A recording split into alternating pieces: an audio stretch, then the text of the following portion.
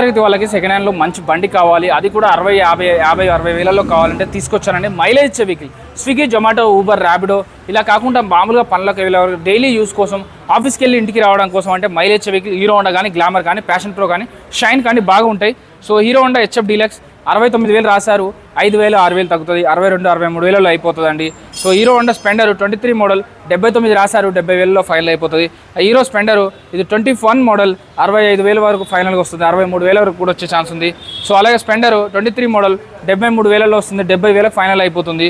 స్పెండర్ ఇక్కడ ఒకటి 72,000 వరకు ఫైనల్గా అవుతుందండి. సో అలాగే గ్లామర్ కావాలంటే గ్లామర్ BS6 ఉన్నాయి, BS4 ఉన్నాయి, 65,000లో గ్లామర్ బండి కూడా దొరికిపోతుందండి. ఏ వెహికల్కైనా 15,000 డౌన్ పేమెంట్ కూడా సరిపోతుంది. ఇవి మైలేజ్ వెహికల్స్, చిన్న వెహికల్స్ కాబట్టి 60,000-70,000 బండికి అయితే 15,000 చాలు, స్కూటీలకు కూడా 15,000 డౌన్ పేమెంట్ చాలండి. అలాగే FZ కానీ, NS కానీ అయితే 20,000 వరకు కట్టాలి ఉంటుంది. KTM డ్యూక్ అయితే 30,000 వరకు కట్టాల్సి ఉంటుంది. వీడియోలో 2 నెంబర్లు ఉంటాయి, ఆ 2 నెంబర్లు కాల్ కానీ మెసేజ్ కానీ చేయండి. టెస్ట్ డ్రైవ్ చేసుకోకుండా ఎక్కడ బండి తీసుకోవద్దు, చెక్ చేసుకునే తీసుకోండి. జై హింద్.